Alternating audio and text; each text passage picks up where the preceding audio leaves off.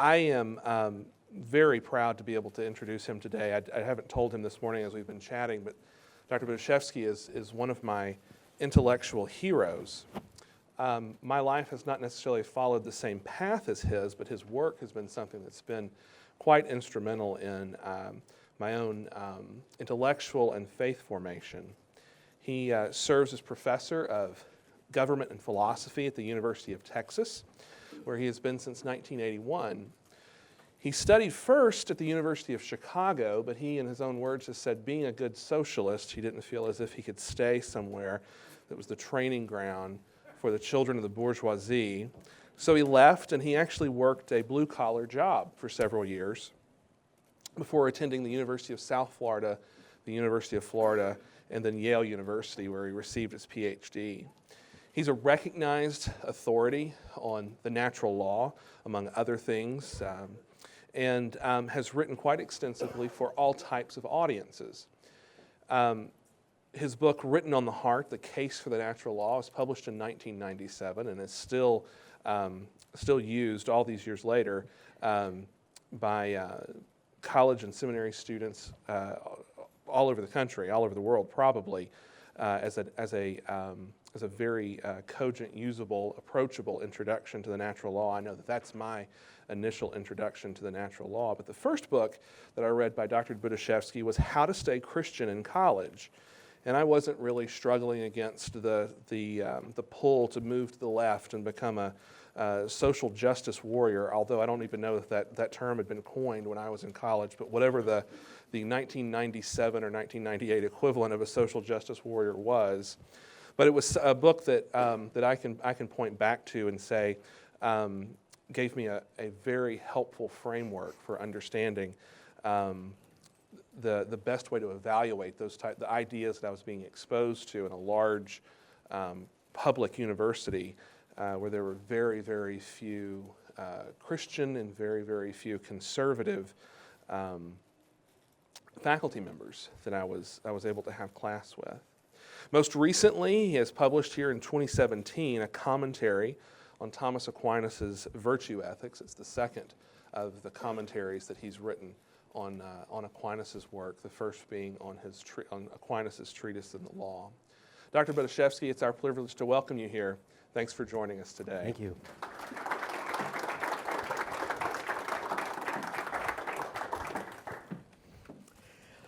Well, it's a privilege for me to be here too. You know, I would guess that that in a venue like this and with an audience like this, most of you have heard speakers speak about natural law before, right? At least some aspect of it. But I'm going to start from zero assumptions anyway, because I remember when I was a student and even long after that, and didn't know anything about natural law and was trying to figure this out, I often misunderstood what people would say about it. In natural law seemed to be not a thing, but it seemed to be a theory. And somehow the theory seemed to me to be disconnected with the thing. Imagine that you didn't know about gravity. You didn't know that you tend to stay down on the ground, and if there's a banana peel, you're likely to take a tumble, and if you walk off the edge of a cliff, you're going to fall. Suppose you didn't know all of those kinds of things, but you'd studied Newton's theory of gravity. There'd be missing something. So I am going to talk a little bit about, I guess, the theory, but I'm going to be focusing on the thing. And I'm going to be calling attention to those things about the theory that, about the theories, there are many theories of natural law, that they all have in common because they're focusing on things about the thing, various features of the thing. And I'm going to try to, basically what I'm going to try to do is give the lecture that I wish somebody had given from me back in those days. The classical moral thinkers, both pagan and Christian, does this work? Yes. Spoke of a natural moral law, a natural moral law. Now, this was a concept that seemed very strange to me when I was hearing about this for the first time myself, because I thought, well, nature, you know, that's just stuff. We're all told that nature is just stuff. It's a canvas for us to write our own purposes on it. It has no intrinsic meaning or purpose of its own. But from a Christian point of view, that's not true because it is God's creation. Even the pagans, the classical writers, knew better because they knew that things in us have purposes. Even at the most elementary level, the heart is for pumping blood. But you can say more. You can speak about our moral capacities. The mind is for deliberating and coming to good decisions. It is for trying to understand what is true. The sexual powers are about procreation and about the unity of the procreative partners. All of this is meaningful. Nature is not just stuff. For several generations, our culture, though, has tried to forget the natural law. For so many centuries, it was the spine of Western ethics. It was the spine of the Western tradition of jurisprudence. People talked about it in all kinds of ways. Shakespeare knows about it. But we've done our best to forget all about the natural law, including in some of the places that you would think people would try hardest to remember it. One of my students once, it was an undergraduate in a course that I gave on natural law, said, "Oh, professor," he said after class, he said, "I'm really glad to be learning this stuff. This is going to get me all ready for law school." I had to say, "I'm sorry to tell you this, but none of your professors in law school are going to believe in it." As the Roman satirist Horace wrote, "You may drive out nature with a pitchfork, yet she will always return." Natural law here is compared with a donkey. You drive it out, but it's used to the barn and it keeps coming back. Well, it does seem to be coming back in certain ways. Sometimes it's coming back angry because we have not just forgotten it, but we have violated it, and our nature takes its revenge on us, not only individually but socially. What does it mean to say that there's a natural moral law? Is it really natural? As I just told you, that was one of my problems. Is it really law? That used to be one of my problems too. I said, I would read some of the older writers, and they would talk about the voice of nature or the book of nature, and I thought, what book of nature? You can't read it. It doesn't have words. Now, if you said that God had spoken to you, I would understand it, but nature doesn't speak. So I thought, how could that be law? Do we really know what it contains? This is a common idea too. People will say, well, even if there is a natural law, and you could work it out through some arcane philosophy, we don't really know about this. I call this mere moral realism, the idea that there might be a right and wrong, but who knows what it is. What happens to us if we tell ourselves that we don't know what we really do know? That's going to be the focus of the second part of my talk, and that's really the focus of most of my own research on the natural law. What happens when we lie to ourselves like that?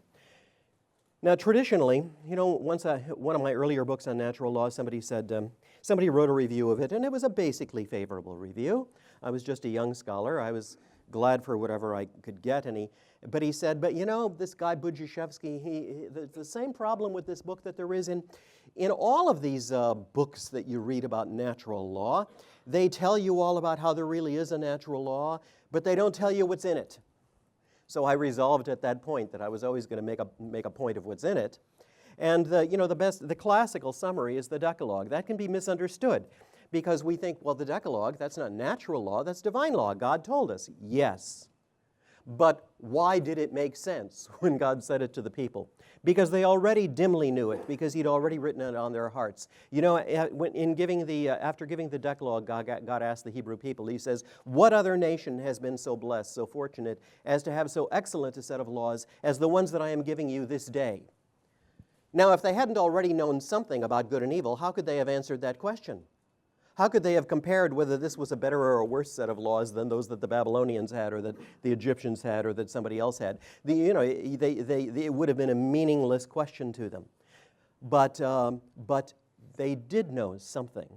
And in essence then, God was asking them, do you not see that this code of laws that I'm setting before you today is a more excellent expression, a more noble expression of what I have already made known to you dimly by other means?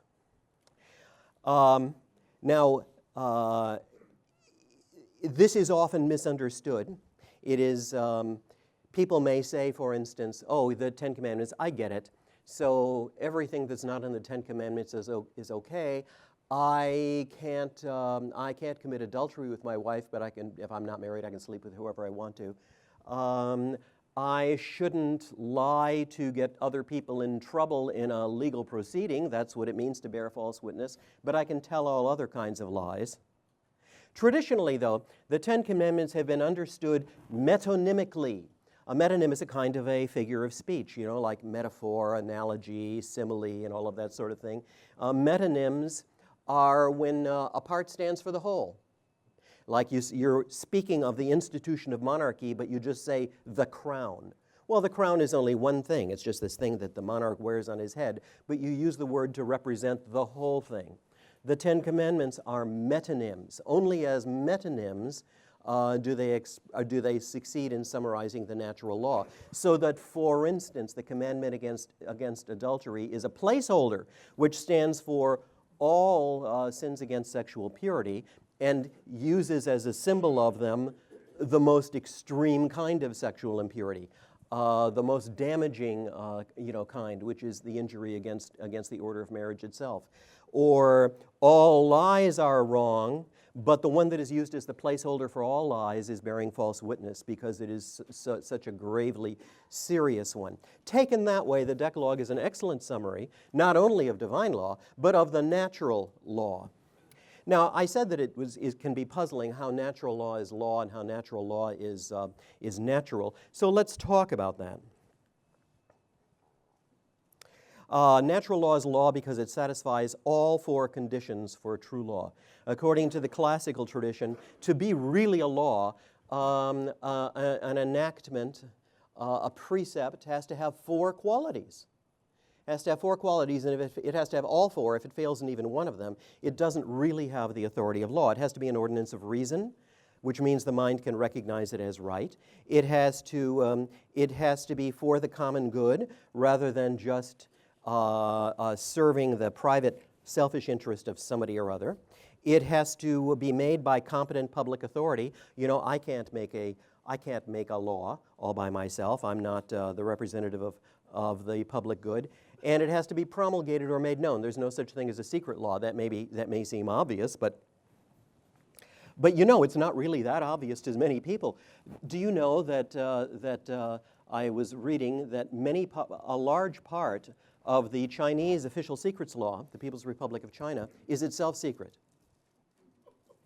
so that you can violate it and be charged with the crime of violating it and put in prison when you couldn't possibly have known that you were violating it because it's secret. What if you were driving along the street and the policeman pulls you over and say, "You're speeding, buddy, I got to give you a ticket." And you say, "But the sign there said 35 miles an hour. I was only going 30. And he says, "The speed limit's actually 20. And I said, "But the sign," and he says, "Forget about the sign, buddy, it's a secret speed limit." Would you say that was a bad speed limit? No, you'd say if it was secret, it wasn't a speed limit at all. In the same way, if an enactment, if a decree, even if it was made by the government, fails in any of these four qualities, the tradition has said that it isn't really a law. It's a kind of an enacted fraud. It's something pretending to be a law that isn't. Augustine said an act of violence. Now, is the natural law law? Yes, take the precept against murder. You should not deliberately take innocent human life. The mind can recognize it as right. That's the first condition. It is obviously for the common good. That's the second. It is made by competent authority. As a matter of fact, the authority of the whole universe, the Creator, because of whom life exists and is something good, reflecting His uncreated goodness. And is it made known? Sure. Why? Because Mama and Papa told you, "Don't ever kill, son"? No, we all know this. Even the murderers know it. They aren't in there being imprisoned because they didn't know murder was wrong. It was that they knew it was, and they did it anyway. Natural law is also natural. That used to puzzle me. And it finally, you know, I pieced it together. It's natural in the sense that there are four things in our own nature that witness to it. I like to say sometimes that these four considerations are the four witnesses. St. Paul once said to the people of Lystra that he said, "God has not left Himself with witness among the nations." Now, I don't think he was talking about Jewish missionaries, although there were Jewish missionaries. The context of the remarks indicates that he's talking about testimonies to His goodness and His reality and His law that are built into the very fabric of creation, built into the very fabric of providence. So what would this mean? Well, there's the witness of deep conscience. It used to be called synderesis. You know, we're taught today that conscience is just something pumped into us from outside. Your mama tells you something, and your teacher tells you something, and your minister tells you something, and the policeman tells you something. And some of those somethings get in there and they stick, and that's your conscience. Well, I don't want to say that there's nothing about conscience that is learned, but there is a substrate, there is a power of the mind to recognize that certain fundamental, shall we say, axioms of right and wrong are true, even if we haven't been taught to them. If that were not the case, how could we be taught anything? When Mama says, "Don't pull your sister's hair, Bobby. How would you like it if she pulled your hair?" If the child has reached the age of reason, that makes sense to him. But how does it make sense to him? Because he can see for himself, even though he doesn't articulate it, that it's in itself right to do unto others as he would have them do unto him. Otherwise, you could tell people the golden rule until you were blue in the face and they just wouldn't get it. Huh? Why should I only do unto others as I would have them do unto me? Oh, yeah, that doesn't make any sense. I don't want to do it that way. But it makes sense to us because of that substrate. Moral teaching is like seeds that are planted in the soil, but that's not going to be any good unless there's already some soil there. I call that deep conscience. Then there's the witness of designedness in general. We don't experience ourselves as just blooming, buzzing confusions. We seem to be a meaningful whole. Even when people suffer crises in which their lives seem to be meaningless, the interesting thing is they suffer that, they experience that as a privation. They say, it ought to mean something to me. Something in them testifies that it does mean something, even if they don't know what that meaning is. That's very interesting. We don't just go through life in a postmodernist way, even the postmodernists do, assuming that nothing, I meant to say even the postmodernists don't, assuming that nothing means anything. We assume that our acts do have some significance. And that points to something. If, for example, it means that the first witness makes sense, because if you didn't know that we are fearfully and wonderfully made, you might say of your conscience, oh, well, sure, that's just a leftover from evolution.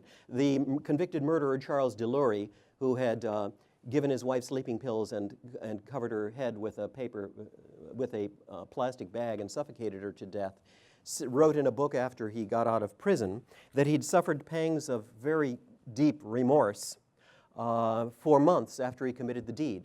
But he said, it was a book of self-justification, he said, but that had no meaning, because this was merely a primate inhibition against taking the life of your own kind. So you see, the second witness, the recognition of the designedness of things, fortifies the first witness, which is our conscience. The third witness is the details of the design. For example, there are two kinds of us. There are men and women, and each of them is incomplete without the other. We need each other, and this is true even of people who do not marry, or even who live lives of consecrated singleness. We have to recognize the need for the other sex too. There is balance because of this. We're unbalanced apart from it. There is more music and color in the world because of it. We recognize this. This is something that has moral relevance. There's finally the witness of natural consequences. The Bible speaks of it. As you sow, so you will reap. But it is obvious even to people who haven't read the Bible. Those who live by knives die by knives. Those who betray all their friends have no friends. Those who lie to themselves eventually can't even keep straight the difference between what they've told themselves and what really is the case. So there are consequences for their bodies, there are consequences for social relationships, there are even consequences for the structure of our knowledge. Now, conscience is something that is often misunderstood. People think that conscience is feelings. Feelings like feelings of remorse. Oh, I feel terrible that I did that. The feelings are not conscience per se. They are a consequence of conscience. What conscience is moral knowledge. Deep moral knowledge. You have the feeling of remorse, hopefully, because you know that you have violated the law. And if you didn't have that remorse, there are people who don't have that remorse, and probably every human being has at some time or other done something that he knew was wrong but didn't feel bad about. That's happened to me. Is there anybody here who has never had that experience? Well, so-called sociopaths and psychopaths are like that all the time. But it doesn't mean they have no conscience. It just means they have no remorse. It means they have no remorse. That's different. Now, we all know that conscience works in a cautionary mode. Don't do that. Am I on the wrong page? I am on the wrong page. This is the problem with PowerPoint. You get lazy and you press the darn thing too many times. Have I been off every time? No, good. Okay. Yell at me if I do that again, will you? Okay. We all know that conscience works in a cautionary mode. Don't do that. We know that it works in accusatory mode. Don't do that. What people overlook is that it works in an avenging mode. Oh, you didn't repent for that, eh? I'll get you for that. Well, how's that true? This is a part of the research. Now, I've so far been summarizing without technical language things that all natural law thinkers basically agree about, but I'm now going to share with you some of my own thinking about this. I like to speak of the five, of certain objective needs that develop when you have done what you know to be wrong, as the 5 Furies, or objective things that happen.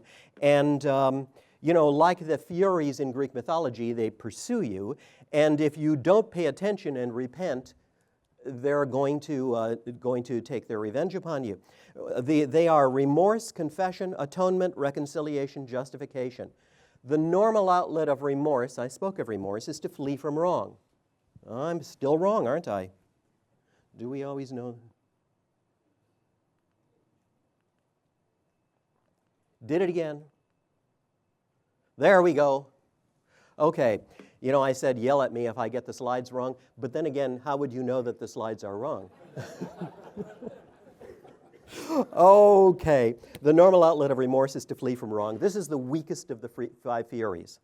Because we don't always, remorse doesn't always come. Sometimes it comes and it fades. We have all kinds of ways to keep from feeling it. A guy, once I was on a radio talk show and I was trying to explain this, and a guy called up and he said, I know what you're talking about. He says, I'm a drunk. I'm on the wagon now, but I'm an alcoholic. He said, and I would drink and I would feel terrible for drinking, and so I would drink. Interesting. Okay, the other 4, though, are the bigger sisters of remorse. I think they are inexorable. One is the need for confession, to admit what you've done. One is the need for atonement, to pay some kind of debt. And we know what this debt is. As the Old Testament tells us, and I think as experience confirms, the real price to pay is a contrite and broken heart offered to God. There's the need for reconciliation. At some level, you know that you've broken bonds with God and man, and you have to heal them. And then there's the need to justification, to get back into justice, to get back into what is right. Now, thank you. Doing it again. You know, I'm fairly new to PowerPoint. I'm really a technological dinosaur. All right, so I really appreciate your patience. The last time that I did this sort of thing, actually, I for some reason, I was better at it. I think it was because I was looking at the slides more. But I had the idea today, well, if I keep looking at the slides, that's going to be distracting to the audience. I'm just going to go ahead and distract you, all right? Now, if we refuse to pay the Furies their coin, then which involves repentance, then they're going to demand counterfeit coin. They are still going to demand to be paid. Remorse will drive us not from wrong, but from thinking about it, like Scarlett O'Hara. I'll think about that tomorrow. Have you ever, been in this situation? We compulsively confess everything about what we did, except that it was wrong. I call this the Jerry Springer Show syndrome. I married my horse. Whatever it is, we tell about all the sordid details of what we did, but we don't mention that it was wrong. You might say, oh, that person is shameless. It's more likely to be because of shame. You have that need to confess, but since you haven't repented, you will leave out the crucial detail that what you're confessing was wrong. You know, in the early days of the abortion movement, one of the modes of advocacy, this shows that the confessional need can even be used to advocate wrong. People would take, radical feminists who were pro-abortion would take out half-page signature ads in which they said, I, the undersigned, have had an abortion. Name after name after name. Okay? There's the whole coming out phenomenon. It's very interesting how this works.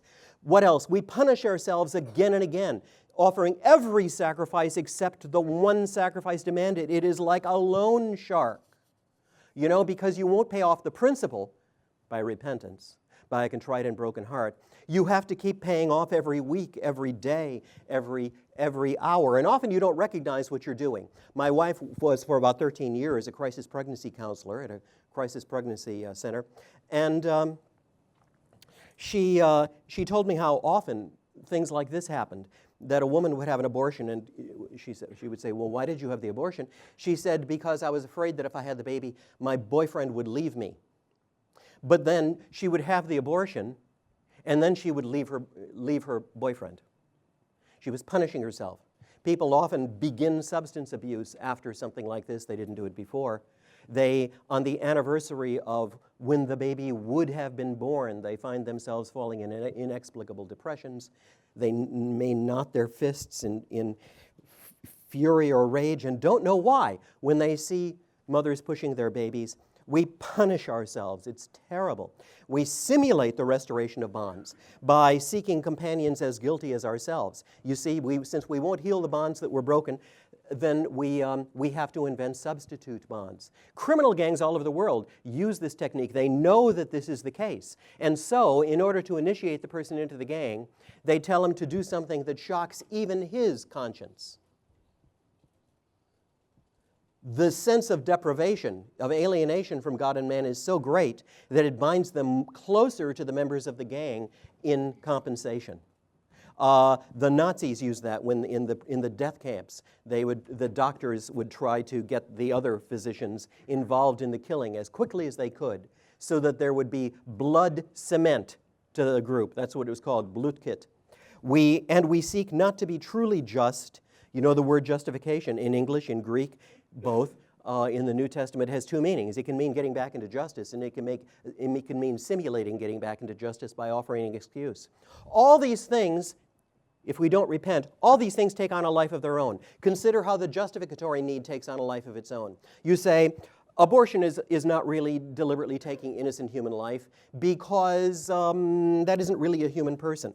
Oh, really? Why not? Well, because you're not a human person unless you can make complex plans and carry them out and communicate complex utterances, and the baby can't do all of that stuff. Okay, well, you know, toddlers can't do all that stuff either. Teenagers can't do all that stuff. Some of my colleagues can't do that stuff. And so willy-nilly, in order to justify abortion, you've got to say that other stuff is okay too. Do you notice also you're then setting up a caste system? Because if this is the marker of what it is to be human, these being able to perform these functions, then those who perform those functions better are more human. And who do you suppose these theorists think perform them the best?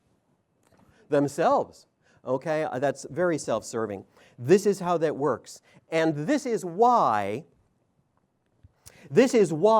our culture is going in the way that it is. Sometimes people think that conscience is just a sort of a passive barrier that inhibits you from doing wrong, and it's just getting weaker in our times, and so people are drifting into the abyss. I don't think we're drifting into the abyss. We are being propelled into the abyss on rockets, and it is because of the revenge of conscience.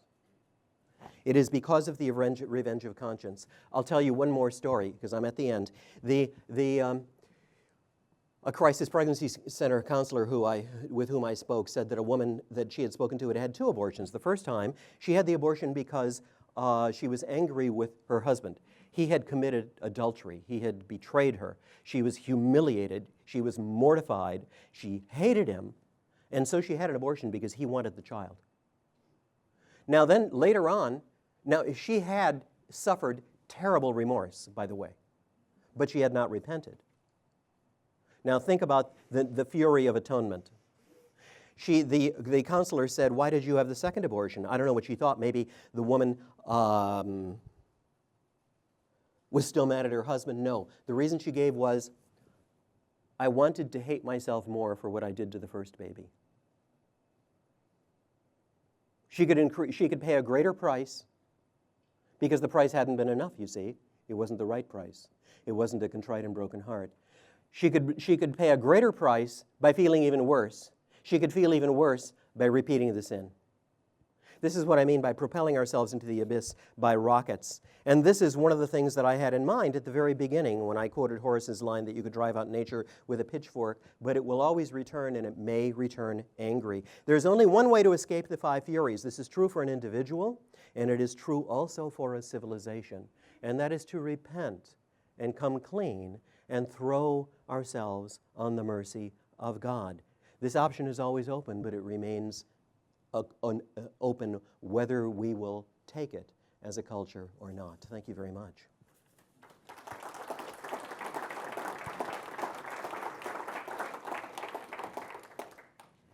Now, shall I moderate questions myself, or do you do that? How would you like to do it?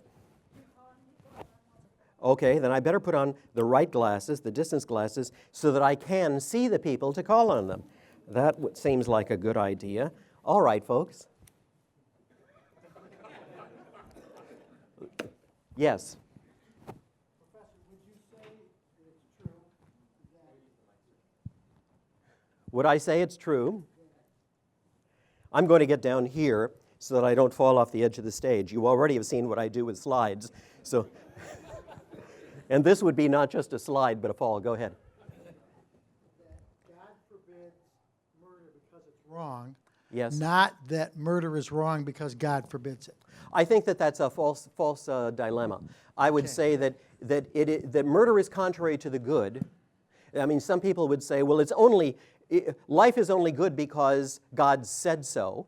Other people say God said so because it's true. I think that what's being missed here is the classical Christian solution, which is also the classical natural law solution. God is not, it isn't that the good's above God, and so he has to obey it. It isn't that the good is below God. He could make it whatever he wanted. The good is identical with God. He is the greatest good. When you look deeply enough into the nature of the good, what you find is not an it, but a who. Okay? That's what I would say. Yes, sir. The part I wanted to address was about the Furies. And Yes. I'm wondering what the connection would be in the action of projection. That seems to play a part, and I'm wondering how you see that in terms of this revenge of the Furies. Is it easier than to project onto others or other circumstances, whatever it is that we're experiencing? Yes, I think that's right. I think that there's two kinds of projection. One is that I'm burdened by a sense, even if I don't acknowledge to myself what it is, the burden that I'm feeling. I'm burdened, and I won't admit to myself I did wrong, so I project it onto somebody else. I've seen in my own town of Austin on 2 occasions cars driving around with bumper stickers. On one bumper sticker says, "I'm pro-choice and I vote." And the other one says something like, "Save the laboratory animals." You know? See, you guys are the bad ones. You guys, and I'm going to punish you. I'm going to throw paint on your fur coat or something like this. There is also a kind of a thing where I guess you could call this displacement. You know, we project this onto something else in ourselves. We won't admit the guilt for what we really did, but we'll allow ourselves to feel guilty for something else that wasn't really wrong, that seems less dangerous to think about. Yeah, I think that this is one of there are all kinds of psychological tricks that we play in ourselves. You know, Freud, he was a funny guy because he seemed to, I mean, he was right that we play all these tricks on ourselves, but he was wrong about what we play them about. He thought that the thing that we suppress is libido. I look around, do you think people are suppressing their libido very much these days? I think what we suppress is our moral knowledge.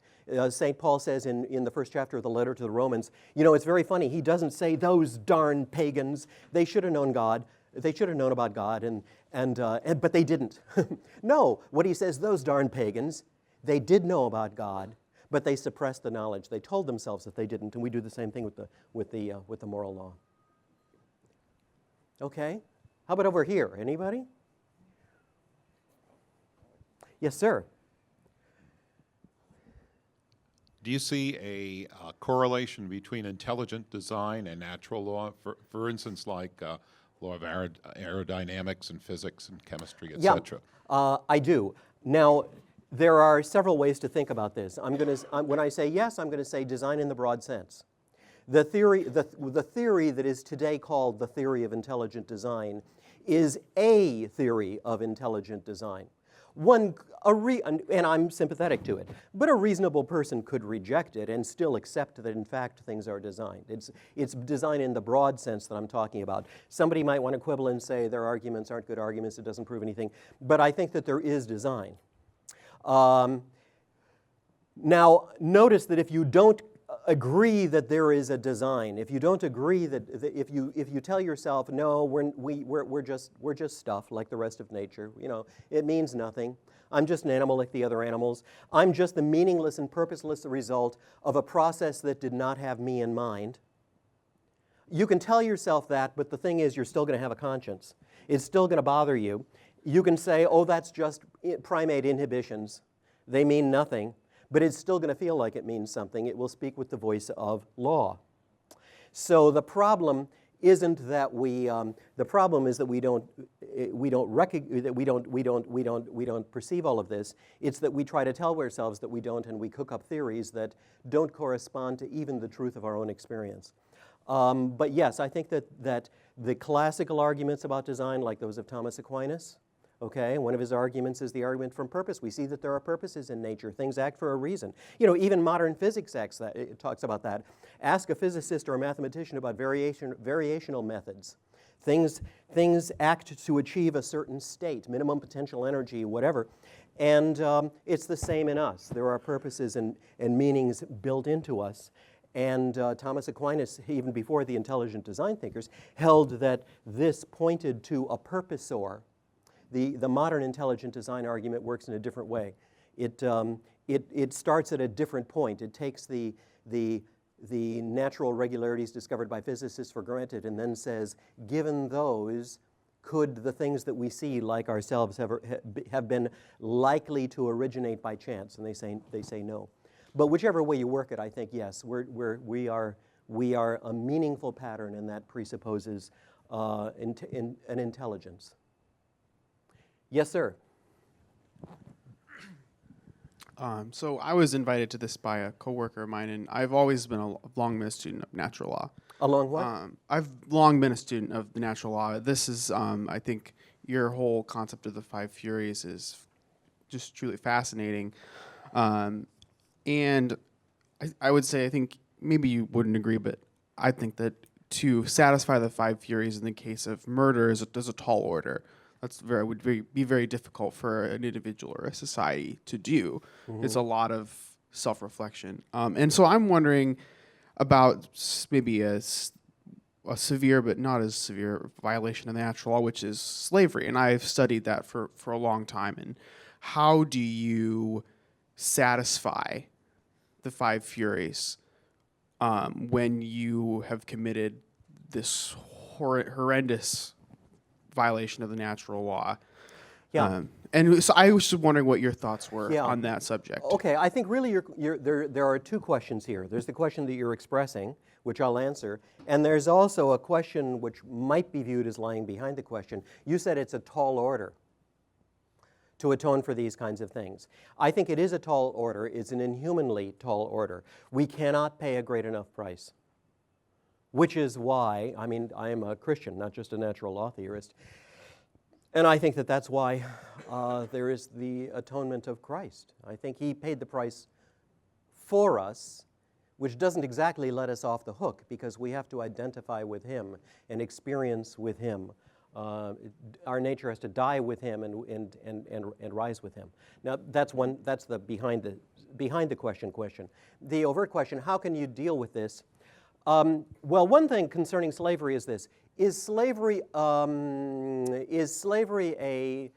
intrinsically evil, so that the only moral alternative available to the slaveholder is immediately stop participating in it? You know, free all your slaves, or is it merely something that is gravely productive of evil?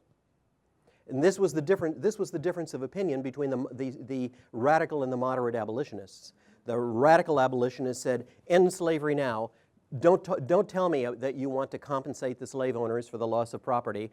We have to do this. If it tears us up, if people murder each other, if you cast the slaves on the street and they don't know what to do because they've never been trained, tough. You know, it's evil." The moderate abolitionists said, It'll be brought about better if we compensate them for the loss of their property. We've got to prepare the slaves for freedom first by educating them, teach them to read, teach them useful skills, you know, where they can employ themselves, teach them how to do this, and so forth. And so they were willing to permit continuation. I think The problem with the moderate abolitionists usually was not that their theory was wrong. I think it was right. You couldn't just cast the slaves on the wind. But the problem rather was that a lot of them weren't serious about it. Sometimes saying, well, we have to prepare for liberation gradually is an excuse for not preparing at all.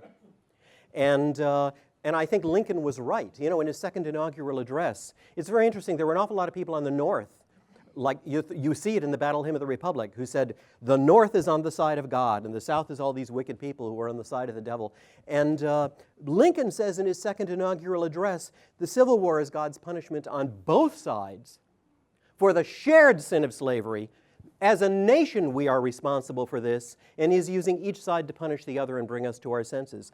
I think that that's a kind of a sense that our statesmen used to have, but that has been lost today.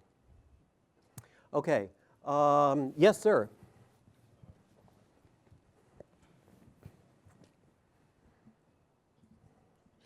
I appreciate you and what you're speaking about today. Thank you, sir. You talked a lot about those who reject the natural law. What about those who, for instance, in the example of keeping the Sabbath, who add to the natural law, and so they're, they're basically, you can't take the donkey out of the ditch. Could you comment on that? Yeah, this is sometimes called building a fence around the law. It takes a lot of forms. In some Christian communities, for instance, playing cards might be held to be a sin. Well, why? Did they think they were not so silly as to think that it is intrinsically wrong to play cards, but they thought the playing of cards often occurs on occasions when there is gambling, and when they're in parlors where there are temptations to other things too. So if we want to avoid what really are intrinsically sinful, it is prudent to avoid even something that would otherwise be innocent, like the playing of cards. And then what happens is that attitude hardens, and you start thinking that cards are intrinsically sinful too. Well, I suppose that that attitude is not entirely wrong as long as you keep from making that mistake. If I, for instance, have been an alcoholic, I'm not, but if I had been, it might be very prudent for me to build a fence around the law by saying, I won't, even though it would be innocent to have a single drink, I won't, because I can't have a single drink. Then if I have one, I'll have two. If I have two, I'll have five. If I have five, I'll just get myself sloshing, roaringly drunk. Okay? So I have to build a fence around that. I understand that, and that I don't think that is crazy, but we tend to build real rigid artificial structures and insist that what may be prudent for me has to be done by somebody else too. I'll give you another example of a fence around the law that I think is prudent. Sometimes I'm asked by young people, usually in an anonymous context. They won't ask this to me face by face, but I used to write a column for young Christian people that was online, and it was the imaginary conversations of a Christian professor with his students. And what happened was that people started writing letters to the online magazine. So this led to another column, and I had the imaginary professor answering them. And they would ask me things like, well, what about this? I intend sexual purity, and I don't think that I should have sex before marriage, but my boyfriend's going to be visiting town, and couldn't he stay with me in my apartment while he's here to save money, as long as we don't get in bed together? And I would build a fence around the law. In a sense, I would say, you're crazy. What you're proposing is that you're going to turn on all the rocket engines and then say, don't blast off. So the motive of prudence that sometimes leads us to build a fence around the law, I don't think is wrong. But the consequences of this, when it sometimes is rigidified, and we think that it's just the worst thing in the world if a husband plays gin rummy with his wife, I think that's a problem.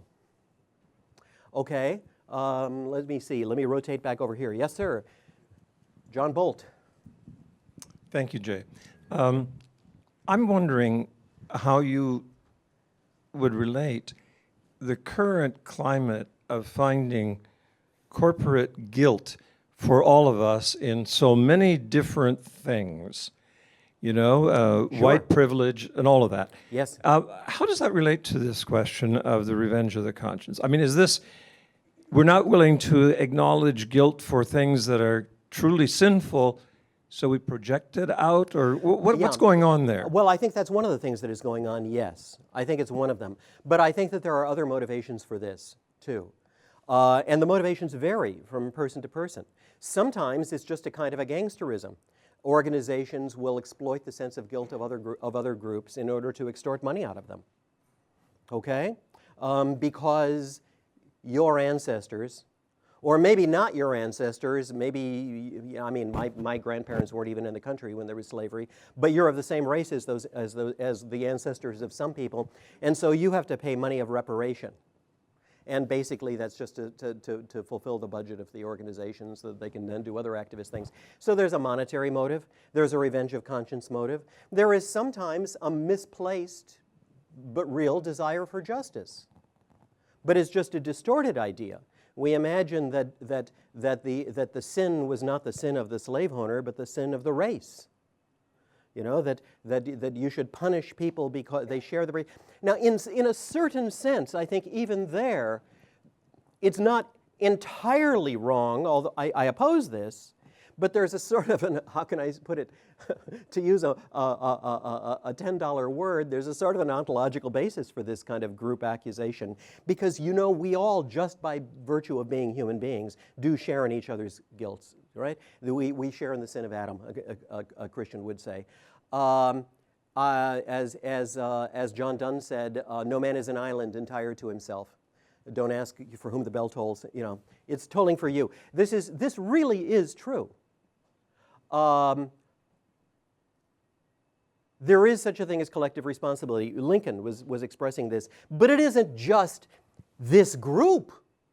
If you're going to acknowledge that, you ought to acknowledge that means the whole human race is guilty. We're guilty too. The accuser is even shares in the community of nature with other human beings that have done this. And so, yes, wrongs have to be punished, and that has to be an individual matter, but we should also have some mercy here. Yes, sir. Given that you're in a public university and a large one at that, I'm wondering how well received your ideas are by colleagues and especially by students in an age of relativity. Well, well, it varies. On one hand, I have sometimes found myself in hot water in one way or another. Not nearly as bad as another colleague of mine who published some findings about the effect of, he's a sociologist of the family, he's an excellent guy. He did a top-flight statistical analysis of the effects of the outcomes, let's put it that way, because he wasn't claiming causal connections, of the outcomes for young people who had been raised in same-sex families, by same-sex parents, okay? And they were, on just about every dimension, they were bad. So he publishes this. It was peer-reviewed. It was published.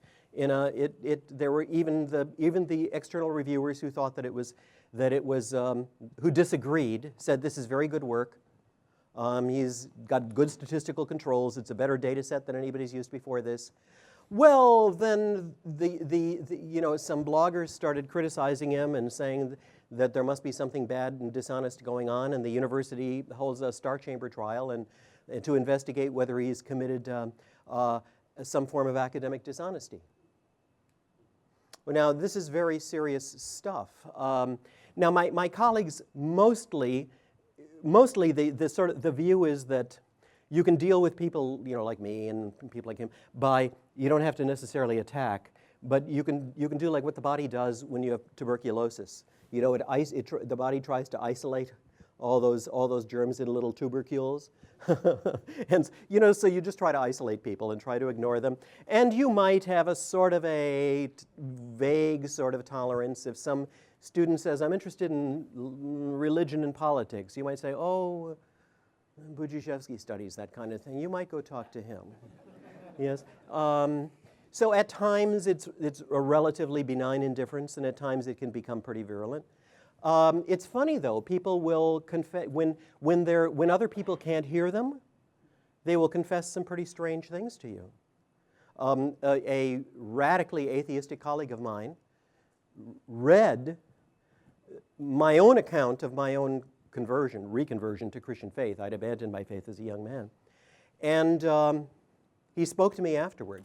He said it had really rocked him and made him re-examine a lot of things. He didn't convert, but he confessed that. He probably wouldn't have confessed that in front of other people. Students will come in during office hours and ask questions. Can we talk about God? You know, that they wouldn't have necessarily raised in the classroom. But on the other hand, they might get angry too. I once, just because I was trying to come up with an example of a controversial issue in order to explain why the Federalists, the people who wrote the U.S. Constitution and defended it, were concerned about the influence of passion in politics. I said, can you come up with an example of an issue that arouses passion? It was an 8 o'clock class. They were too groggy. I said, I sort of gave in. I said, would you like me to suggest one? They said, yeah. I said, did you know that Congress, this was some years ago, is debating partial birth abortion? I said, did you know what partial birth abortion is? I mean, they were really tired. They weren't stupid. It was just they were tired. And so I said, I gave a one-sentence, very clinical, not morally loaded definition of what the procedure was. A student at the side of the room, an older returning student, she was in her 30s, I think, starts screaming at the top of her lungs. And it took me a few seconds to even realize that the scream was articulate, that there were words in it. She was saying it's only done to save the life of the mother. And so I said, well, you know, one person did say that in his testimony before the Congressional Committee, but an abortionist, but he admitted afterward that he had perjured himself. Well, then she was screaming louder. So I turned to the class and I said, now you know why the Federalists were concerned about passion in politics, and she turned off like a light. It was very interesting. So there's another time a student said, we were reading about, they'd read Aristotle, then they'd read Thomas Aquinas, next we were going to read John Locke. They'd read Thomas Aquinas. They understood about natural teleology. One of them was interested in the teleology of sex. You know, the purpose is built into it. He said, what would Thomas Aquinas say about, and he mentioned a certain sexual act. I don't even like to answer questions like that because often you're being baited, right? So I said, well, what do you think he would have said? You've learned enough. You can work out the argument. And they all discussed it, and it was really one of the more successful occasions I'd had. They worked out, yes, oh, it would be this because of this, because of this. Oh, yes, I see that. Okay, and then a woman starts crying in the front row because she says, this is also judgmental. And I said, well, you know, if this is true, if nobody's being judged here, if the argument is true, then it would be an act of love to say this so that people could be warned, so that they wouldn't hurt themselves, they wouldn't damage themselves emotionally, psychologically, physically. Wouldn't that be true? And but she just kept saying this, and I realized afterward that it was like the screaming lady. The tears were manipulative.